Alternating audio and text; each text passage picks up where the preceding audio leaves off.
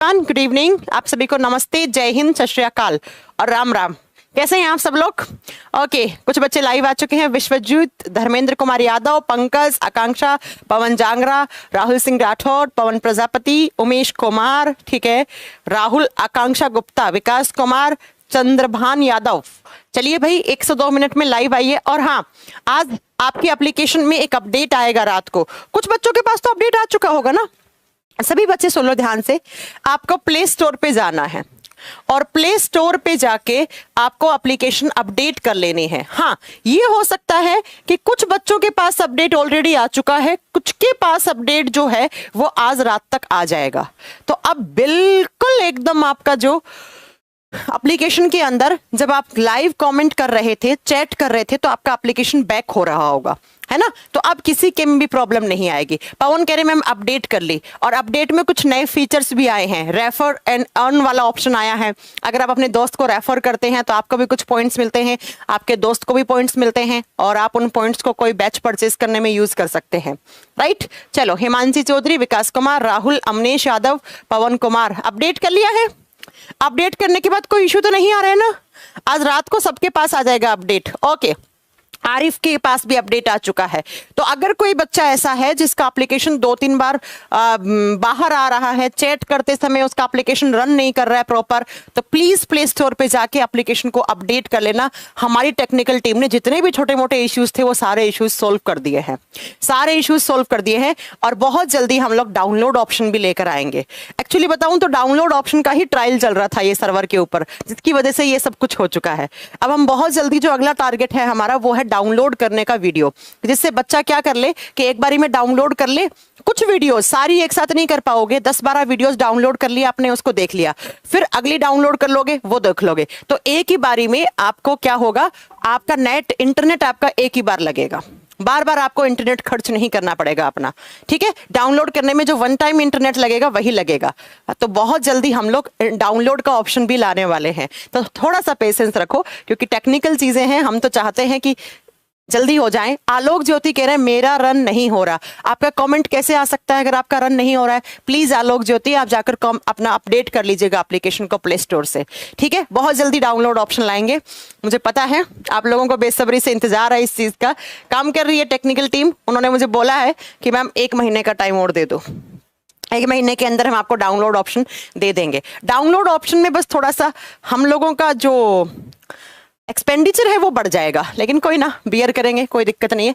आओ, हम क्या पढ़ रहे थे कल की क्लास में? हम पीरियोडिक टेबल पढ़ रहे थे, आवर्त सारणी पढ़ रहे थे। आप कल की क्लास को 2 मिनट में फटाक से रिवाइज कर देते हैं। मैंने कहा था पीरियोडिक टेबल क्या होता है, तो पीरियोडिक टेबल ये होता है मैम, है ना, ऐसा होता है। पीरियोडिक टेबल एक टेबल है जिस टेबल के ऊपर क्या करने हैं, जिस टेबल के अंदर हमने एलिमेंट्स को डिस्ट्रीब्यूट कर रखा है, एलिमेंट्स तत्वों को अलग अलग बांट रखा है। अब बात ये आती है कि हमने पीरियोडिक टेबल क्यों बनाया, तो कल मैंने पढ़ाया था कि आपको जितने भी एलिमेंट्स हैं केमिस्ट्री में जिसकी खोज हो चुकी है, या इन फ्यूचर कोई एलिमेंट की डिस्कवरी होने वाली है, तो उन सारे एलिमेंट्स पे हम रिसर्च करना आसान हो जाए, उनके ऊपर रिसर्च करना आसान हो जाए, इसलिए बच्चा हम लोग पीरियोडिक टेबल बनाए हैं। अब पीरियोडिक टेबल बनाने के पीछे इतिहास था। इतिहास में कल कौन कौन से साइंटिस्ट थे? 1 नंबर पे इतिहास में कौन से साइंटिस्ट आए थे? कल हमने पढ़ा था कि सबसे पहले आए थे डोबेराइनर जी, जिन्होंने क्या बनाया था मैम, ट्राइड्स बनाने की कोशिश की थी, उन्होंने ट्रिपलेट बनाने की कोशिश की थी, लेकिन वो सक्सेस नहीं हो पाए थे। उन्होंने मेजर 4 ट्रिपलेट बनाया था। पहला 100% सक्सेसफुल था, कौन सा? लिथियम सोडियम पोटेशियम वाला। दूसरा लेस सक्सेसफुल था, उसके बाद जो 2 बने थे वो फेल हो गए थे। उसके बाद दूसरे साइंटिस्ट आए थे जिनका नाम था न्यूलैंड जी, और न्यूलैंड जी ने क्या दिया था? ऑक्टेव लो दिया था। और किसको सुनकर? सा रे गा मा पा धा नी सा, इसको सुनकर उन्होंने कहा कि मैं पहले एलिमेंट को इस तरीके से अरेंज करूंगा एलिमेंट्स को कि पहले एलिमेंट की जो फिजिकल और केमिकल प्रॉपर्टीज है वो वापस आके रिपीट होंगे। कौन से नंबर पे? 8वें नंबर पे। तो ऑक्टेव का मतलब होता है अष्टक, अष्टक का मतलब होता है 8। तो इसके थ्योरी ऑक्टेव लो या ऑक्टेव थ्योरी किसने दी थी? तो आप क्या बताएंगे? न्यूलैंड ने दी थी। उसके बाद मैंने कहा था कि ये दोनों फेल हो गए थे। इसके बाद आए थे आपके महान महान साइंटिस्ट 3 नंबर पे, थर्ड एफर्ट लगाया था, और एफर्ट नहीं पीरियोडिक टेबल बना के छोड़ दी थी। थर्ड एफर्ट किसने लगाया? तो आप बताएंगे बच्चा, थर्ड एफर्ट लगाया था मेंडलीव जी ने। तो नेक्स्ट लिखिएगा इनके बाद आए थे मेंडलीव जी, हिंदी में सेम नाम है, मेंडलीव जी आए थे। और मेंडलीव जी ने क्या किया? पहली बात तो मेंडलीव्स की जब बात करते हैं तो कब आए थे आप बताएंगे? 1869 में। 1869 में इन्होंने एक टेबल बनाया था। 1869 में क्या किया? इन्होंने एक टेबल बनाया, उस टेबल को बना दिया था 1869 में। उसके बाद लोगों ने इनकी बातों पे यकीन नहीं किया। फाइनली 1872 में 1872 में एक अखबार था जिसका नाम था जर्मन पब्लिश। जर्मन पब्लिश करके कुछ ऐसा क्या था, एक अखबार था, जर्मन जनरल या जर्मन पब्लिश जनरल ऐसा कुछ नाम था उसका। और जर्मन जनरल के अंदर, इस न्यूज़पेपर के अंदर, अब उस समय इंटरनेट थोड़ी ना था 1872 में कि आपने इंटरनेट पे डाल दिया, वीडियो बना के डाल दिया, रील बना के डाल दी तो आप फेमस हो जाओगे, है ना। उस समय तो अरे आज तो मेरा गला बैठ गया यार, क्या हो गया। तो मेंडलीव जी ने 1869 में टेबल बना के प्रिपेयर किया, लेकिन उनकी टेबल को सबसे पहले अखबार के अंदर पब्लिश किया गया था कब? 1872 में। कौन से अखबार में? जर्मन जनरल पब्लिशर ऐसा कुछ करके उस अखबार की कंपनी का नाम था बच्चा, ठीक है। जर्मन जनरल न्यूज़पेपर या जर्मन जनरल पब्लिशर ऐसा कुछ नाम था उनका। अब बात करते हैं बच्चा इस समय तक, कौन से समय तक? 1869 तक टोटल नॉन एलिमेंट्स कितने हो गए थे? मैंने कहा ना कि एलिमेंट्स की डिस्कवरी होती है जब हमने किसके बारे में पढ़ा था? न्यूलैंड के बारे में। कल याद करो मैंने कहा था न्यूलैंड जी ने जब पीरियोडिक टेबल बनाने की कोशिश करी थी तो टोटल कितने एलिमेंट्स थे? उस समय टोटल 56 एलिमेंट थे। लेकिन अब आ गए कौन? मेंडलीव जी। तो जब मेंडलीव जी आए थे उस समय टोटल नॉन एलिमेंट्स कितने हो चुके थे? 63। कुल ज्ञात तत्व कितने हो चुके थे बच्चा? 63 हो चुके थे। इसका मतलब मैम इनको 63 एलिमेंट्स का पीरियोडिक टेबल बनाना था। इसका मतलब कि इनको 63 एलिमेंट्स का क्या बनाना था बच्चा? पीरियोडिक टेबल बनाना था। और इस 63 में कभी कभार ऐसे क्वेश्चन आ जाते हैं कि पहला एलिमेंट कौन सा था, तो लिख दो फर्स्ट एलिमेंट, पहला तत्व था हाइड्रोजन। इन 63 में से हाइड्रोजन आज भी एक नंबर पे है और उस समय भी एक नंबर पे था। उसके बाद जब बात करते हैं बच्चा कि लास्ट एलिमेंट कौन सा था, अच्छा आपको दिखा दो ना पहले इनकी पीरियोडिक टेबल, तभी तो आपको समझ में आएगा। ये है मेंडलीव जी की पीरियोडिक टेबल। ये देखो बच्चा, ये है, ओफो ओ भाई क्या हो गया? रे रुको एक बार, टच लेना ही भूल गया क्या? अरे रुको, चलो अब क्या करें, सिस्टम है अभी बंद हो जाते हैं। रुक जाइए एक बार बच्चा, इसे वापस ऑन करते हैं। तो देखो जब मेंडलीव जी का जमाना आया था, 1869 का टाइम था, उस समय टोटल कितने एलिमेंट्स हो चुके थे? 63 एलिमेंट्स हो चुके थे जिनकी डिस्कवरी हो चुकी थी, जिनकी खोज हो चुकी थी। तो इसका मतलब मेंडलीव जी को कितने एलिमेंट्स को आप बताएंगे एक साथ डिस्ट्रीब्यूट करना था पीरियोडिक टेबल में? 63 एलिमेंट्स को।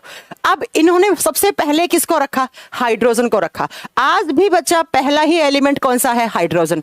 सबसे लास्ट इनकी पीरियोडिक टेबल का, इनकी टेबल के अंदर जो लास्ट एलिमेंट था वो था यूरेनियम। यूरेनियम जिसका सिंबल यू होता है। और सेकंड लास्ट था थोरियम। तो ऐसे क्वेश्चन कभी कभार एग्जाम में आ जाते हैं, इसलिए इनको नोट डाउन कर लीजिएगा। और मैं इनकी टेबल आपको दिखाती हूं। इससे पहले सुनो बच्चा, जब तक ये सिस्टम ऑन होता है तब तक आप मेरी बात सुनो कि मेंडलीव जी को कहा जाता है फादर ऑफ पीरियोडिक टेबल। क्यों कहा जाता है मेंडलीव को फादर ऑफ पीरियोडिक टेबल? क्योंकि मेंडलीव जी ने ही सबसे पहले टेबल बनाया था। भाई ऑक्टेव लॉ किसने दिया था? आप बताएंगे न्यूलैंड जी ने दिया था। डॉबेराइनर जी ने भी कोशिश करी बनाने की, लेकिन नहीं बना पाए ना। कहां बना पाए थे? लेकिन मेंडलीव फर्स्ट साइंटिस्ट थे जिन्होंने टेबल के अंदर पीरियड और ग्रुप बनाए थे। क्या बनाए थे? ग्रुप और पीरियड बनाए थे। ये रहा मेंडलीव का पीरियोडिक टेबल। ये मेंडलीव जी का पीरियोडिक टेबल है। आप देख लीजिए, इसमें लास्ट वाला कौन सा है? यूरेनियम। दिख रहा है ना, ये वाला रहा लास्ट, यूरेनियम। तो ऐसे क्वेश्चन कभी कभार एग्जाम में आ जाते हैं। ये टोटल एलिमेंट्स जब आप काउंट करोगे तो कितने हैं? 63 एलिमेंट्स हैं। तो जरा लिख दीजिए बच्चा कि जब किसका टाइम था? आज इसको कुछ हो ही गया, सुबह से ही ऐसा हो रहा है। मैंने ही हल्के में ले लिया इसे। चलो तो लिखो, अब वापिस से लिखना पड़ेगा, सारा मिट भी गया है कि मेंडलीव जी को क्या कहा जाता है। मेंडलीव जी को कहा जाता है फादर ऑफ पीटी। इनको हम बोलते हैं फादर ऑफ पीरियोडिक टेबल। तो आपसे अगर एग्जाम में क्वेश्चन आ जाए कि पीटी के जनक कौन है, who is the father of periodic table, आवर्त सारणी के जनक कौन है, तब आप बताएंगे मेंडलीव जी, क्योंकि इन्होंने 1969 में टोटल कितने एलिमेंट्स थे, 63 एलिमेंट्स थे, जिनमें से फर्स्ट कौन सा था, लिख दो, जिसमें से फर्स्ट हाइड्रोजन था, H फॉर हाइड्रोजन। और उसके बाद आप बताएंगे बच्चा लास्ट था यूरेनियम। लास्ट कौन सा था, यू से यूरेनियम। अब हमने इनको फादर ऑफ पीरियोडिक टेबल क्यों बोला, तो वो सुनो, क्योंकि मेंडलीव जी ही फर्स्ट साइंटिस्ट थे बच्चा जिन्होंने पीरियोडिक टेबल में इस तरीके से एक लाइन तो इस तरीके से खड़ी लाइन बनाई और दूसरी लाइन इस तरीके से बनाई पड़ी हुई लाइन। लाइन बनाने वाले, ग्रुप बनाने वाले, पीरियड बनाने वाले पहली बार एक सिस्टमेटिक टेबल बना के तैयार किया था। किसने किया बच्चा, मेंडलीव ने। तो मेंडलीव ने कहा कि मैं अपनी पीरियोडिक टेबल में इस तरीके से खड़ी लाइन बना रहा हूं, जिनको हम, इन खड़ी लाइन को हम इंग्लिश में कहते हैं वर्टिकल लाइंस। क्या कहते हैं इनको, वर्टिकल लाइंस। और जो पड़ी हुई लाइन है इनको बोलते हैं हॉरिजेंटल लाइंस। क्या बोलते हैं, हॉरिजॉन्टल लाइंस। अब हिंदी में लिख लीजिएगा आप, वर्टिकल लाइंस को क्या कहते हैं, आप बताएंगे ऊर्ध्वाधर रेखा। इनको बोलेंगे हिंदी में ये ऊर्ध्वाधर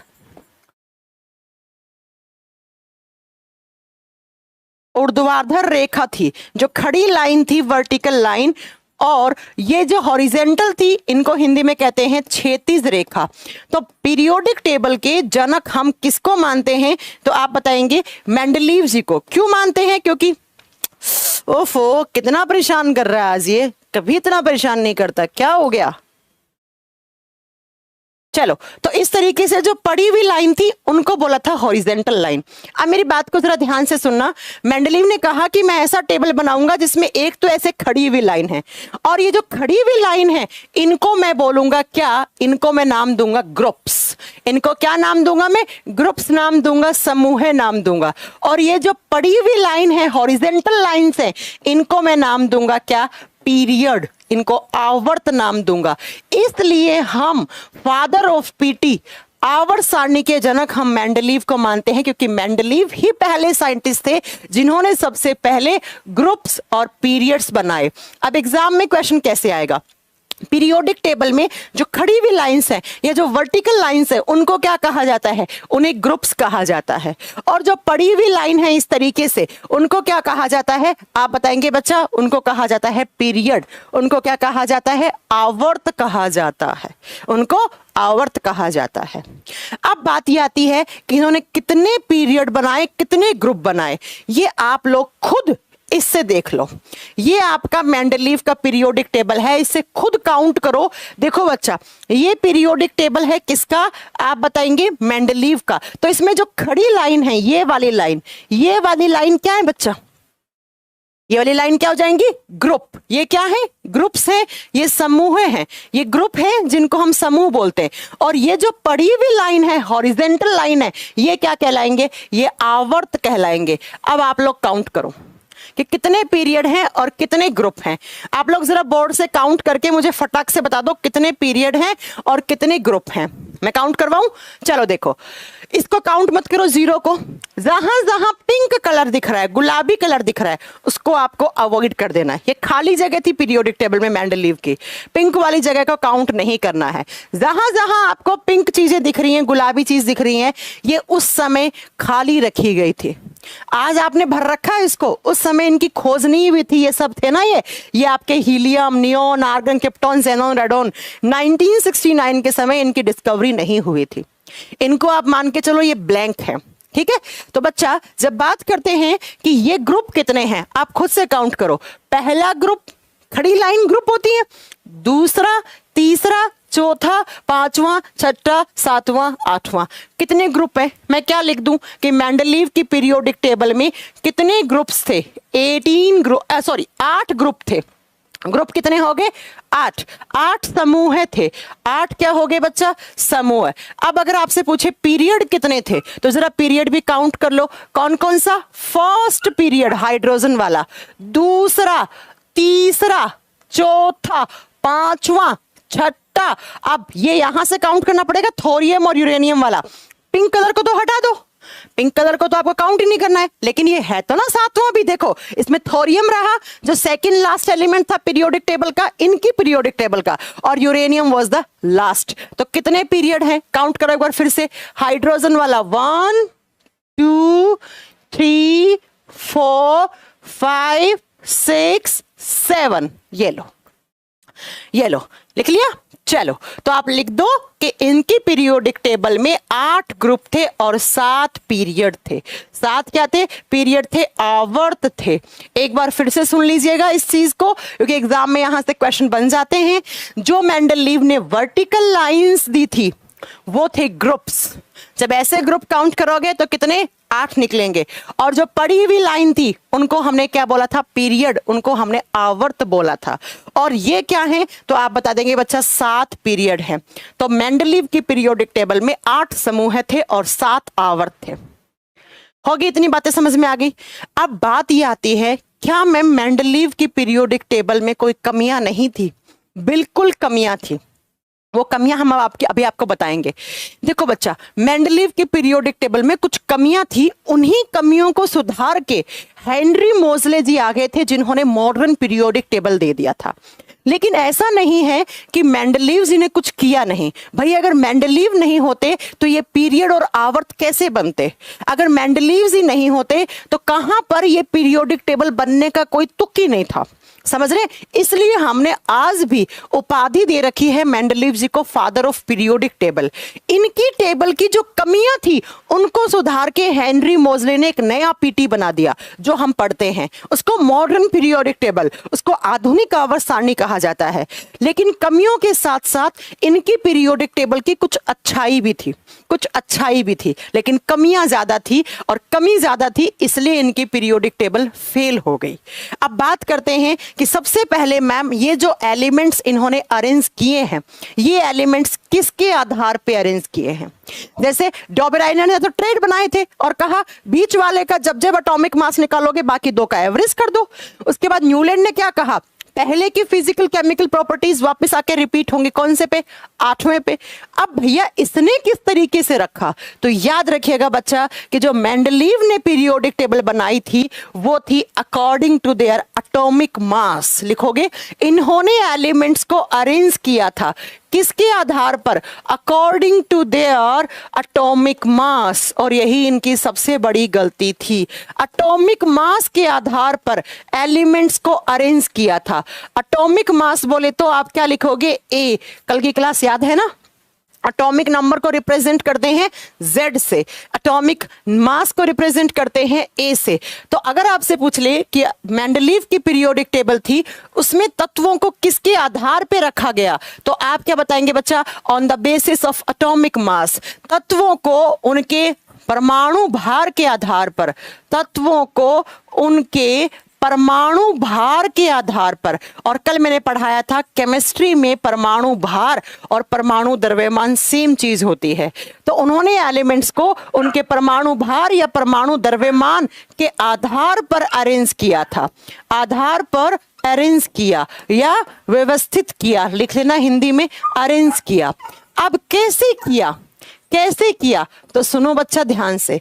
मेंडलीव ने कहा मेरी पीरियोडिक टेबल में आप top to bottom, top to bottom का मतलब क्या हो गया बच्चा? ऊपर से नीचे आओ। टॉप का मतलब कहता है ऊपर, बॉटम का मतलब नीचे, और लेफ्ट से राइट जाओ। ये किसने कहा? मेंडलीव ने कहा। या लेफ्ट से राइट जाओ। तो आपको हमेशा, उन्होंने कहा कि आपको एलिमेंट्स एटॉमिक मास के बढ़ते हुए क्रम में मिलेंगे। इन्होंने कहा कि ऊपर से नीचे आओ, लेफ्ट से राइट में जाओ, तो आपको एटॉमिक मास क्या मिलेगा? इंक्रीजिंग ऑर्डर में मिलेगा। इंक्रीजिंग ऑर्डर का मतलब है, ध्यान से सुनना, कि यहां पर जो एलिमेंट होगा उसका एटॉमिक मास थोड़ा कम होगा, फिर यहां होगा उसका थोड़ा ज्यादा होगा, यहां उसका और ज्यादा, यहां उसका और ज्यादा, और ज्यादा, और ज्यादा, और जो टॉप राइट में बैठा है उसका एटॉमिक मास सबसे ज्यादा होगा। ऐसा किसने कहा? मेंडलीव ने कहा कि मैं इस तरीके से एक टेबल बना रहा हूं जिसके अंदर 63 एलिमेंट्स को अरेंज कर रहा हूं, और उन्होंने कहा मेरी पीरियोडिक टेबल में आप जब बाएं से दाएं जाएंगे तो ऐसे एलिमेंट अरेंज कर रहा हूं कि उनका एटॉमिक मास आपको बढ़ते हुए क्रम में मिलेगा, बढ़ते हुए क्रम में मिलेगा। इन्होंने कहा ऐसा। अब हो सकता है इसमें कमियां हो, वो बात की बात है। तो अगर आपसे कभी पूछ लिया जो मेंडलीव की पीरियोडिक टेबल है वो किसके आधार पे है? According to their atomic mass. और कैसे? तो उन्होंने कहा लेफ्ट से राइट, ऊपर से नीचे आओगे तो एटॉमिक मास बढ़ते हुए क्रम में मिलेगा। अब इनसे लोगों ने क्वेश्चन किए कि आपने एटॉमिक मास को क्यों चूज करा?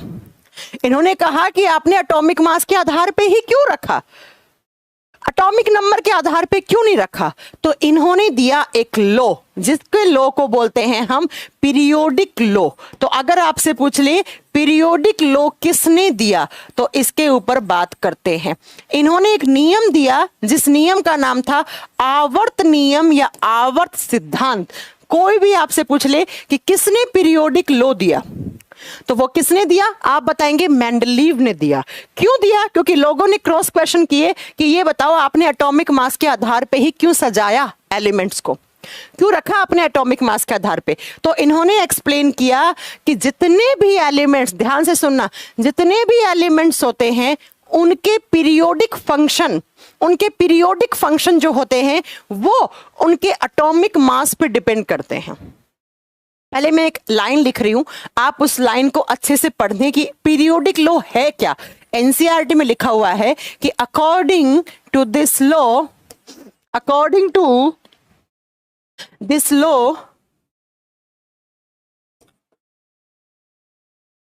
the physical and chemical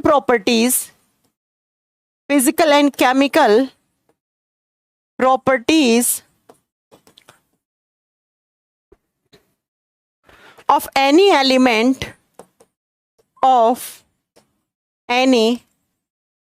element are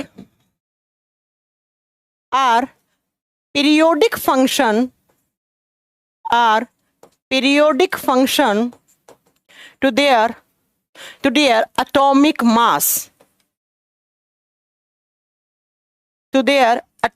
mass, ये लाइन लिखी, और इस लाइन का मीनिंग क्या है वो मैं अभी आपको समझाती हूं।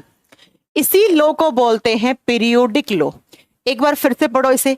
अकॉर्डिंग टू दिस लॉ, इस सिद्धांत के अनुसार, the physical and chemical properties of any element, किसी भी तत्व के भौतिक और रासायनिक गुण पीरियोडिक फंक्शन होते हैं। उसके जो पीरियोडिक आवर्त फंक्शन, आवर्त काम जो होते हैं वो उसके एटॉमिक मास के आधार पे होते हैं। क्या कहा इन्होंने कहा कि किसी भी तत्व की, लिखोगे हिंदी में, किसी भी तत्व के भौतिक और रासायनिक गुण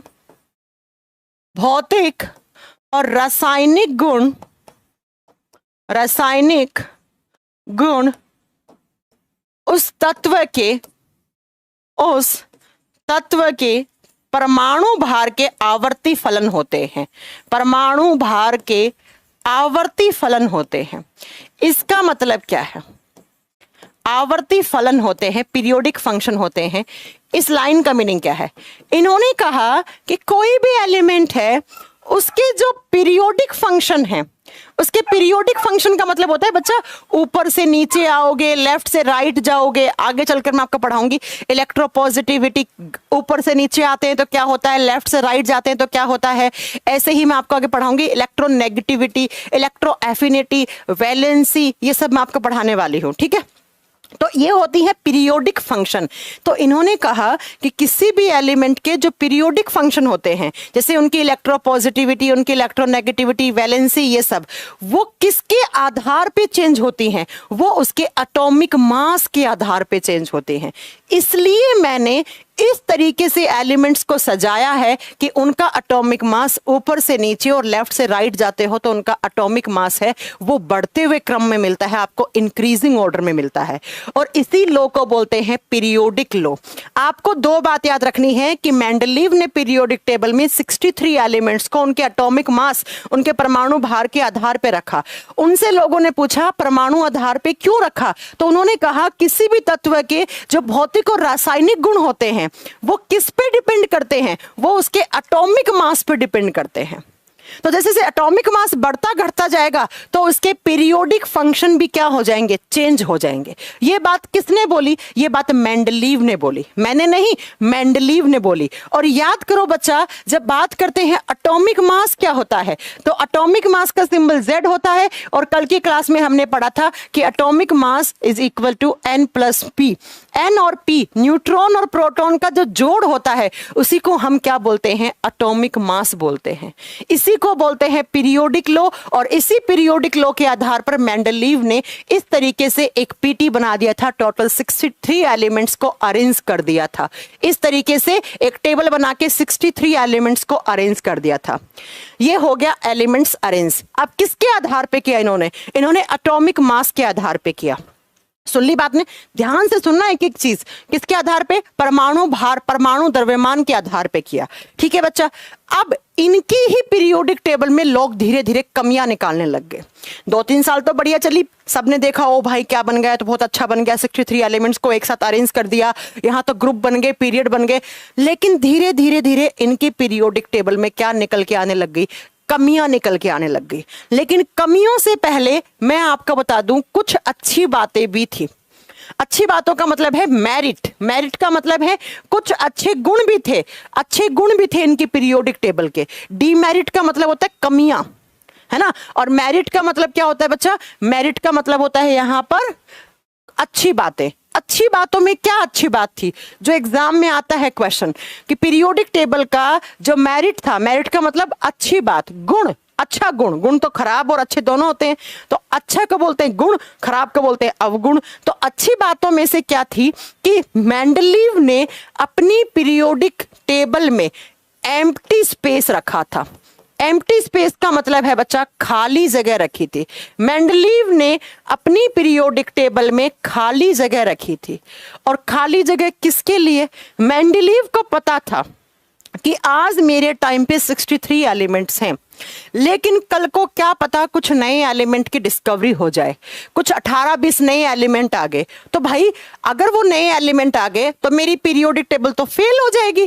तो हर इंसान अपना बेस्ट देना चाहता है, हर इंसान अपने फ्यूचर का सोचता है। तो इन्होंने खाली जगह रखी किसके लिए? फ्यूचर में जो एलिमेंट्स आएंगे, फ्यूचर में न्यू एलिमेंट्स की जो डिस्कवरी होगी, जो नए तत्व आएंगे, उनके लिए पहले से ही खाली जगह छोड़ दी थी। ये इनकी टेबल की अच्छी बात थी, ये मेरिट था कि मेंडलीव ने अपनी पीरियोडिक टेबल में फ्यूचर में एलिमेंट्स की लिए पहले से ही स्पेस रख दिया कि अगर फलाना कोई एलिमेंट आज नहीं है लेकिन अगर फ्यूचर में आ गया तो उसे यहीं रखना पड़ेगा आपको। तो ये अच्छी चीज थी। जैसे मैं आपको दिखाती हूं, ये इनका टेबल है। इसके अंदर ये जो पिंक कलर वाली चीजें हैं ना, ये सारी, ये पहले खाली थी इनके समय, ये सारी खाली थी। ये जगह, ये जगह, ये जगह, ये जगह, ये जगह, ये जगह, ये सब खाली जगह थी बच्चा। अब भर गई वो बात अलग है, उस समय खाली रखी थी। ये ब्लैंक स्पेस थे। ये जो पिंक गुलाबी कलर से दिख रहे हैं ना आपको, ये सारी खाली जगह थी।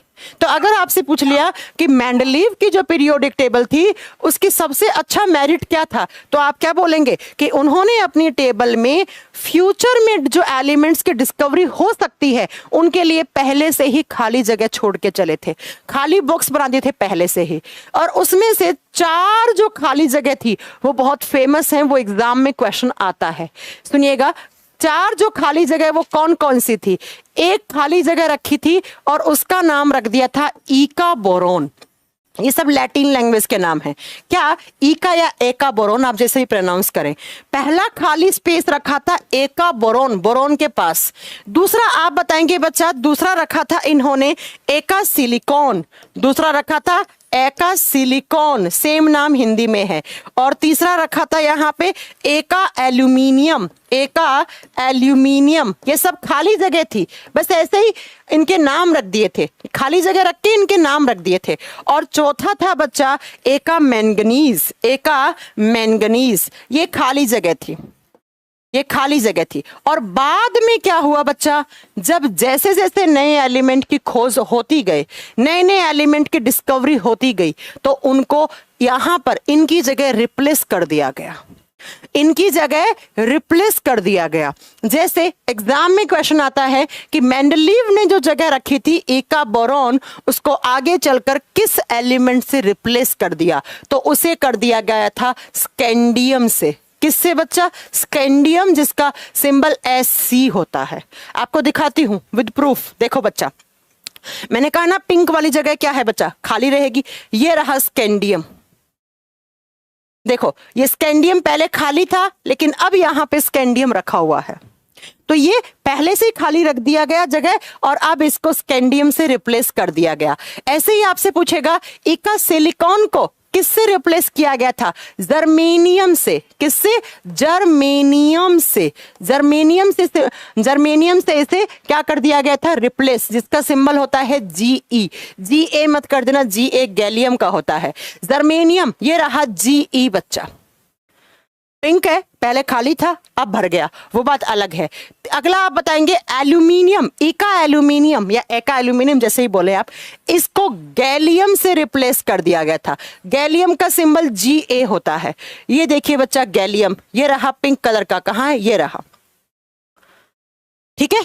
उसके बाद नेक्स्ट आप बताएंगे एका मैंगनीज को टेक्नीशियम से, किससे? टेक्नीशियम, टेक्टेनियम या टेक्नीशियम से रिप्लेस कर दिया गया था, जिसका सिंबल था TC, TC इससे।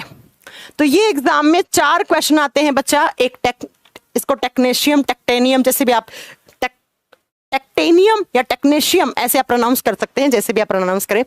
जैसे अगर हम बात करते हैं, ये रहा TC, ये रहा TC।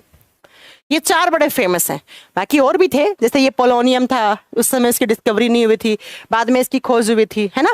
तो लेकिन ये 4 मेन हैं। तो एग्जाम में क्वेश्चन आता है कि मेंडलीव के पीरियोडिक टेबल का मेरिट क्या था, गुण सबसे अच्छा कौन सा था, कि इन्होंने खाली जगह रखी थी। किसके लिए? कि फ्यूचर में कोई नया एलिमेंट आया तो उनको चुपचाप यहां रख देना। जैसे जो खाली जगह रखी थी इका बोरॉन, बाद में रिप्लेस कर दिया गया स्कैंडियम से। जो खाली जगह रखी इका सिलिकॉन, उसको रिप्लेस कर दिया गया जर्मेनियम से। इका एल्यूमिनियम गैलियम से। इका मैंगनीज को TC से रिप्लेस कर दिया गया, TC से रिप्लेस कर दिया गया, राइट। अगर ये क्वेश्चन यहां से बन गया कभी, तो कर दोगे सारे, आते हैं ये क्वेश्चन। CGL, CHSL, इन सबसे पूछे जाते हैं क्वेश्चन। धीरज कुमार एप्लीकेशन को अपडेट कर लीजिए। चले, ये मेरिट था भाई। एक तो मेरिट यही था कि ग्रुप और पीरियड में बांट दिया। सबसे बड़ा मेरिट तो क्या ही हो गया? सबसे बड़ा मेरिट तो यही हो गया कि इन्होंने ग्रुप और पीरियड बना दिए, अभी तक किसी ने बनाए नहीं थे। दूसरा ये हो गया भैया। अब चलते हैं, अब आने लगी इनके पीरियोडिक टेबल के डीमेरिट्स। डीमेरिट्स का मतलब होता है बच्चा कमियां। अब आने लगी कमियां, और कमियों को ही तो दूर कर दिया था इनके स्टूडेंट ने। हेनरी मोजले इनके स्टूडेंट थे और उन्होंने कुछ नहीं किया, उन्होंने इन्हीं की कमियों को निकाल के एक नया टेबल बना दिया, जिसको आज तक हम पढ़ते हैं। तो वही बात है ना, गुरु गुरु रह गया और शिष्य कहां चला गया, वो बात है। ठीक है, जब बात करते हैं इनकी कमियां क्या क्या थी, डीमेरिट क्या क्या था। सबसे पहला डीमेरिट तो मैं आपको दिखाऊंगी, आप खुद समझ जाओगे। चलो आओ, जरा नजर घुमा के, कुछ नजर घुमा के यहां आओ। कहां पे आओ? कुछ नजर घुमा के यहां पे आओ। आ रहे हो? देखो, इन्होंने क्या कहा था कि मेरी पीरियोडिक टेबल में बाएं से दाएं जाओ, एटॉमिक मास बढ़ता हुआ मिलेगा। कहा था कि नहीं कहा था? यस मैम, कहा था। चलो पहली लाइन में देखते हैं। पहली लाइन में इनका बिल्कुल सही है। देखो, ये एटॉमिक मास लिखे हुए हैं 6, 9, 12 जो भी लिखा हुआ है। देखो ये इसका 6, इसका 9, इसका 10 है, इसका 12 है, 14 है, 16 है, 19 है। सही है भाई, ये लेफ्ट है। केमिस्ट्री में ये डायरेक्शन लेफ्ट होता है, ये राइट होता है। बायोलॉजी में जस्ट अपोजिट होता है। बायोलॉजी में ये वाला राइट होता है, ये वाला लेफ्ट होता है। ठीक है, अभी हम केमिस्ट्री पढ़ रहे हैं तो आपको केमिस्ट्री के आधार पे चलना है। ये लेफ्ट है, ये राइट है। तो इन्होंने खुद कहा था कि मेरी पीरियोडिक टेबल में आप लेफ्ट से राइट जाओ, एटॉमिक मास बढ़ता हुआ मिलेगा। बढ़ रहा है, बताओ इंक्रीज हो रहा है कि नहीं हो रहा है? मैम बिल्कुल हो रहा है। इधर देखो 23, 24, 27, 28, 31, 32, 35। मैम जी हो रहा है। ठीक है, अब आओ यहाँ पे तीसरी में आओ। 39, 40, 45, ये तो था ही नहीं ना, ये तो था ही नहीं। 47, 50, 52, 54, 55। अब यहाँ देखो क्या बढ़ रहा है या घट रहा है? बढ़ रहा है या घट रहा है? चलो बताओ। कोबाल्ट पहले है, इसका है 58.9। निकिल बाद में है, उसका है 58.7। भाई इन्होंने कहा था लेफ्ट से राइट जाओगे तो बढ़ते हुए मिलेगा। अगर बढ़ते हुए मिलेगा तो इसका क्या होना चाहिए था? कोबाल्ट का कम होना चाहिए था, निकिल का ज्यादा होना चाहिए था। जबकि उल्टा है, निकिल का क्या है? कम, और इसका क्या है? ज्यादा। तो बताओ कमी निकल के आई या नहीं आई? आई कि नहीं आई? ये तो डिक्रीज हो रहा है मैम। तो आप क्या लिखेंगे कि मेंडलीव की पीरियोडिक टेबल में एक कमी निकल के आई थी कोबाल्ट और निकिल से। इनके आधार पे इन्होंने जो लॉ दिया था, पीरियोडिक लॉ, क्या कहा था? लेफ्ट से राइट जाओगे तो एटॉमिक मास बढ़ते हुए क्रम में मिलेगा, इन्होंने ही कहा था। तो इनके आधार पर इसका होना चाहिए था कम, इसका कम और इसका ज्यादा होना चाहिए था। ये क्या? ये होना चाहिए था इनके आधार पे, according to their periodic law. लेकिन जब देखा गया इनकी टेबल में तो इसका क्या मिला? ज्यादा मिला और इसका कम मिला। तो बच्चा ये क्या हो गई? इनकी कमी हो गई। अब लोगों को तो कमी चाहिए ना, इतनी सी भी कमी होगी उसे छोड़ेंगे नहीं लोग, है ना? तो कमी हो गई। अब चलो इस कमी को हम अवॉइड भी कर देते, चलो छोटी सी कमी है, मान लेते बेचारे ने इतना काम किया है। लेकिन बच्चा सबसे बड़ी जो कमी आई वो ये आई, वो ये आई। ये क्या है? ये है आइसोटॉप्स, हिंदी में बोलते हैं समस्थानिक। इन्होंने अपनी पीरियोडिक टेबल में किसको जगह नहीं दी? आइसोटॉप्स को जगह नहीं दी। इन्होंने अपनी पीरियोडिक टेबल में आइसोटॉप्स का प्लेस डिटरमाइंड नहीं किया। इनकी पीरियोडिक टेबल में आइसोटॉप्स को जगह नहीं मिली। क्या नहीं मिली बच्चा? आइसोटॉप्स को जगह नहीं मिली। ये सबसे बड़ी कमी थी। अब मैम क्यों आइसोटॉप्स को जगह क्यों देनी थी? अभी वाली पीरियोडिक टेबल में तो नहीं है आइसोटॉप्स, फिर यहाँ पे क्यों देनी पड़ी? क्योंकि भैया इन्होंने कहा था मेरी पीरियोडिक टेबल किसके आधार पे है?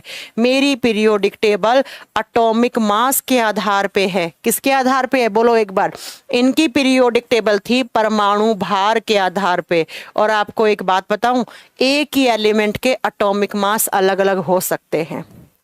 एक ही एलिमेंट के एटॉमिक मास अलग अलग हो सकते हैं। तो जब आप एटॉमिक मास के आधार पे रखोगे तो भैया आपको तो उसके सारे के सारे एटॉमिक मास को लिखना पड़ेगा। इनकी पीरियोडिक टेबल किसके आधार पे थी? एटॉमिक मास के आधार पे थी। लेकिन ऐसे एलिमेंट्स भी होते हैं जिनका एटॉमिक नंबर सेम होता है लेकिन एटॉमिक मास अलग होता है, उनको हम आइसोटॉप्स कहते हैं। तो अगर भाई साहब आप इस तरीके से एटॉमिक मास को अरेंज कर रहे हो, तो जब एक एलिमेंट है उसका आपने एटॉमिक मास फॉर एग्जाम्पल 12 लिख दिया एटॉमिक मास, लेकिन बच्चा उसका एटॉमिक मास तो 14 भी हो सकता है, तो इसको भी तो साथ में रखना पड़ेगा आपको।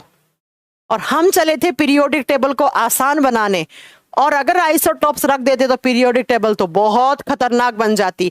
एक एलिमेंट है पोलोनियम, पता है आपको 56 आइसोटॉप्स की खोज हो चुकी है इसकी अभी तक। तो पोलोनियम उसके बाद 56 और लिखते, सोचो कितना पीरियोडिक टेबल हो जाता, कितना बड़ा।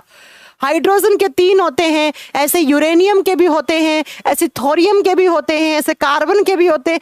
इतने सारे आइसोटॉप्स लिखते तो पता नहीं कितने पेज का पीरियोडिक टेबल बन जाता। हमारा उद्देश्य ही खत्म हो जाता। हमारा उद्देश्य क्या था? एलिमेंट्स पे स्टडी करना आसान हो जाए, इसलिए हमने पीरियोडिक टेबल बनाया, और ये तो फिर बात ही खत्म हो जाती। तो बच्चा इनका सबसे बड़ा कमी यह था कि आइसोटोप्स को जगह नहीं दे पाए। अब बात करते हैं व्हाट इज आइसोटोप। ध्यान से सुन लेना, जो साइंस बैकग्राउंड से नहीं है, साइंस वाले तो फिर भी जानते हैं आइसोटोप्स, आइसोबार, आइसोटोन क्या होते हैं, सब पढ़ाऊंगी मैं आपको आगे। आइसोटोप्स क्या होते हैं जरा ध्यान से सुनना। एक ही एलिमेंट एक ही है, हम एक ही बात कर रहे हैं। हमने पीरियड टेबल में किसको रखा है, पीटी में हमने किसको रखा है, एलिमेंट्स को। तो एक ही एलिमेंट, वन एलिमेंट, एक ही एलिमेंट है जिस एलिमेंट का क्या है, एटॉमिक नंबर सेम है।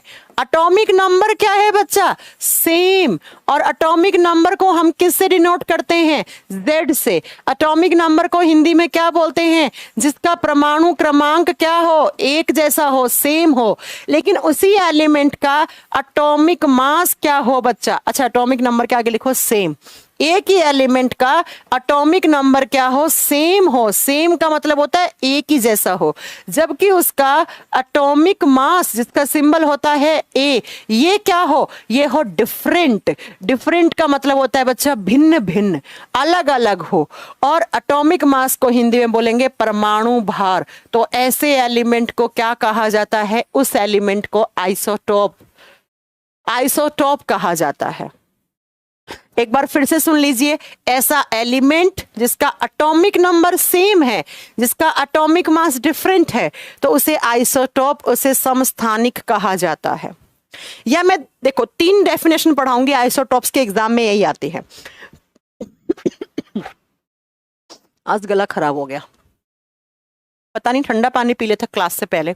एक तो हम टीचर्स लोग ना ठंडा पानी नहीं पी सकते। जिस दिन मैंने कोल्ड ड्रिंक पी, थोड़ा सा ठंडा पानी पिया, उसी दिन गला चौक। सुनो क्या होता है। आइसोटोप्स, एलिमेंट एक ही है, उसका एटॉमिक नंबर सेम है, उसका एटॉमिक मास डिफरेंट है, उसे आइसोटोप कहेंगे। पहला परिभाषा।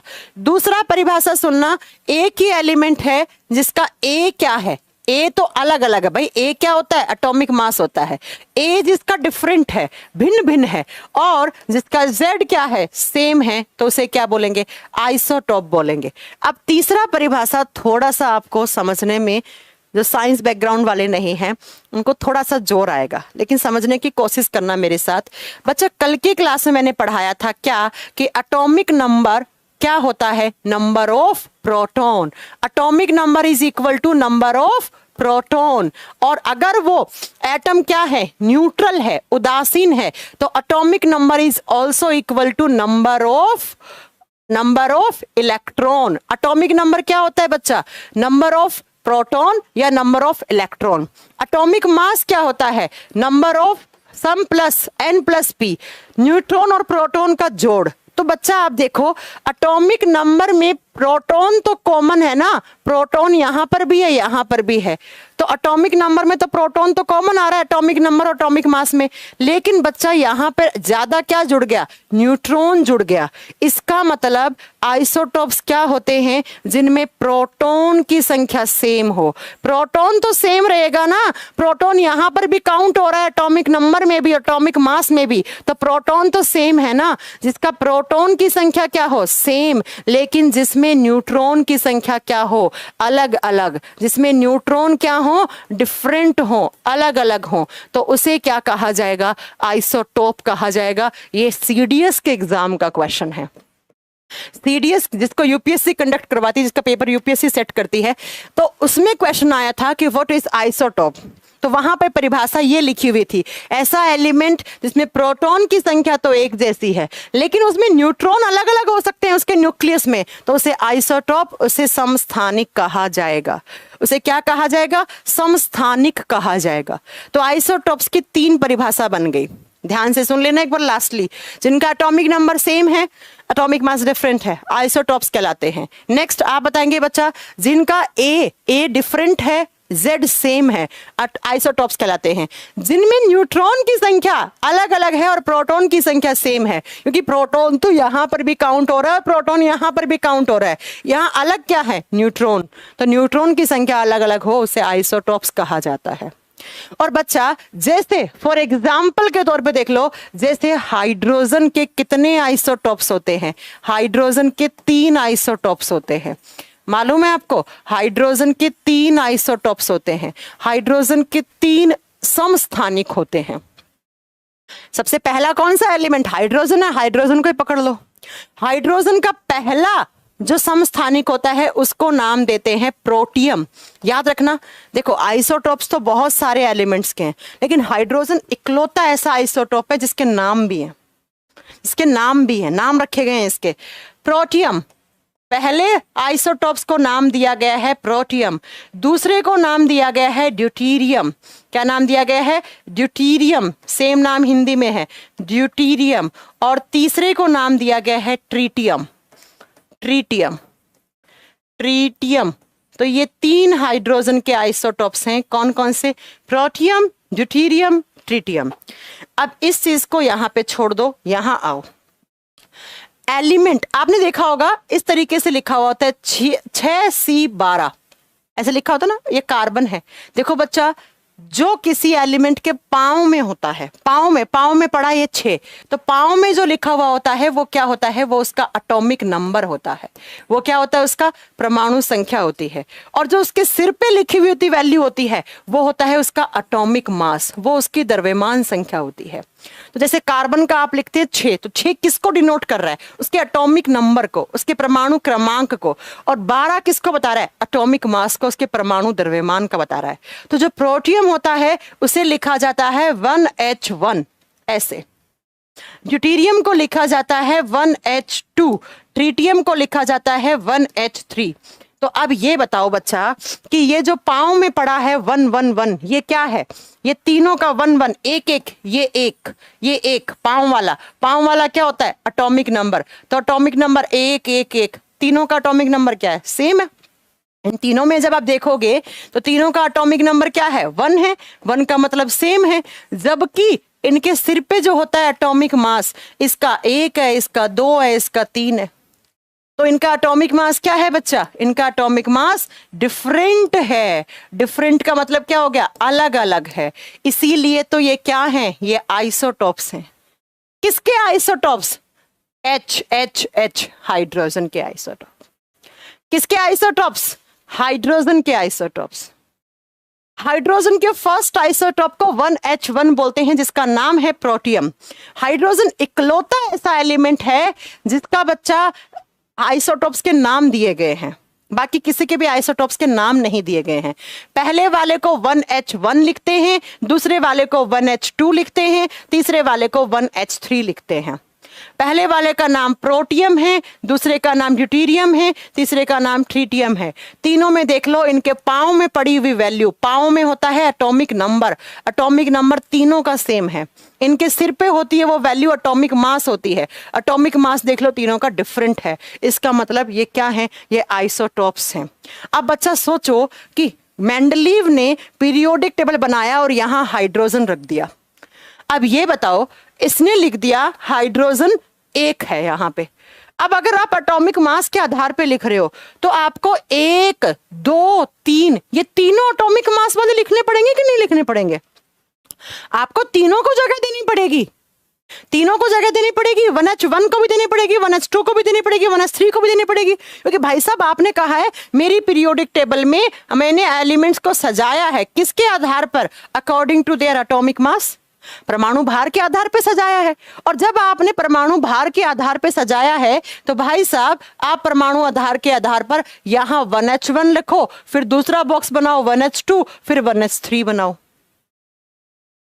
है ना? देना पड़ेगा आपको, क्योंकि एटॉमिक मास तो अलग अलग हो सकते हैं भैया, हाइड्रोजन के जैसे अलग अलग हैं। ऐसे कार्बन पे जाओ, कार्बन 6, कार्बन 12, कार्बन 14, यूरेनियम पे जाओ, थोरियम पे जाओ, पोलोनियम पे जाओ, सब पे जाओ।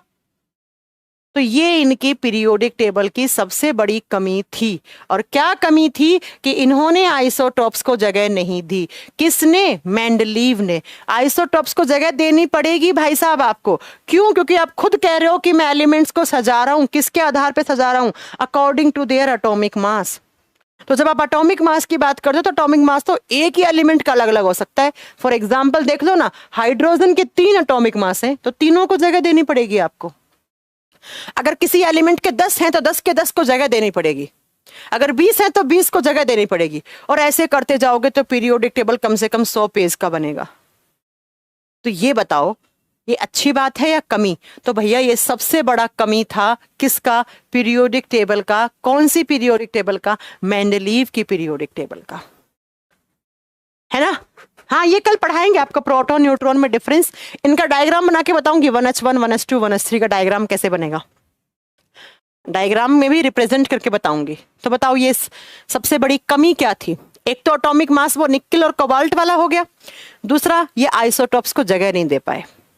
लेकिन बेचारे ने मेहनत बहुत करी, बेचारे ने पीरियड बनाए, ग्रुप बनाए, फ्यूचर में एलिमेंट्स की खोज होगी उनके लिए पहले से जगह रखी। लेकिन कमियां, लोग कमियां को याद रखते हैं, है ना? ठीक है, तो ये हो गए बच्चा। अब मैं कल आपको पढ़ाऊंगी इससे आगे कि प्रोटियम, ड्यूटेरियम, ट्रिटियम में डिफरेंस क्या है, इनका डायग्राम बनवाऊंगी। लेकिन अभी तक आपको ये पता लग गया है कि मेंडलीव की पीरियड टेबल में कमी ये थी, सबसे बड़ी कमी यही थी। फिर इनके बारे में पढ़ाकर कल हम स्टार्ट करेंगे, मेन जो मुद्दा स्टार्ट होगा वो कल ही स्टार्ट होगा। कल हम पढ़ेंगे एमपीटी, मॉडर्न पीरियोडिक टेबल, आधुनिक आवर्त सारणी तो कल पढ़ेंगे हम। अभी तो थोड़ा सा ओवरव्यू ले रहे हैं, हिस्ट्री जान रहे हैं अभी तो हम सबकी। तो कल आएगा आपका हेनरी मोजले जी, इन्हीं के स्टूडेंट थे। इनको बहुत साल लगी, कम से कम 25 से 27 साल लगी थी इनको पीरियड टेबल बनाने में, और हेनरी मोजले ने मात्र और मात्र 13 महीने में इनकी कमियों को दूर करके लोगों के सामने मॉडर्न पीरियोडिक टेबल शो कर दिया, जो इन्हीं के स्टूडेंट थे, जो इन्हीं के क्या थे? स्टूडेंट थे बच्चा। ठीक है, तो ये हम कल पढ़ेंगे। ओके, प्रत्यक्षा प्रियंका पांडे, क्या हो गया? क्लास तो शो हो रही है। शोभा रानी कह रही मैम क्लास का टाइमिंग क्या है? क्लास का टाइमिंग यही था बच्चा, 8 से 9 में ही क्लास लगी हुई थी। प्रिया, अच्छा आप पहली बार लाइव देख रहे हैं, ठीक है? तो कल हम थोड़ा सा ये पढ़ के अपना मेन मुद्दा स्टार्ट करेंगे। कल से स्टार्ट होगी हमारी पीरियोडिक टेबल। लेकिन इतना इतिहास बताना जरूरी था, क्योंकि इतिहास ही जो है जिससे पूरा का पूरा हिस्ट्री बनता है ना? हिस्ट्री से ही लोग जाने जाते हैं। तो ये था किसका पीरियड टेबल? मेंडलीव का। लेकिन हम कल कौन से पढ़ेंगे? ये स्टार्ट करेंगे। मैम पीरियोडिक टेबल में हाइड्रोजन कैसे लिखा? रखा तो है हाइड्रोजन, ये रहा। कैसे? क्या जैसे रखते हैं वैसे। मैम क्लास टाइमिंग क्या बता रहा है केमिस्ट्री? कुछ क्लास के टाइमिंग में प्रॉब्लम है क्या? मैम मेरा सबसे हार्ड सब्जेक्ट है, नहीं लगेगा, बिल्कुल नहीं लगेगा। पढ़ोगे अच्छे से मेरे साथ तो आपको हार्ड आसान सब लगेंगे ये। ठीक है, चलो बच्चा अभी चलते हैं, इजाजत दीजिए। आज गला भी बैठ के है बहुत ज्यादा। थैंक यू वेरी मच, कल मिलते हैं आपसे। आज के लिए इतना बहुत है। Thank you so much. Notes बना लेना मेरे साथ साथ। इसका मैंने कहा था किसी के नोट्स बनाओ ना बनाओ, लेकिन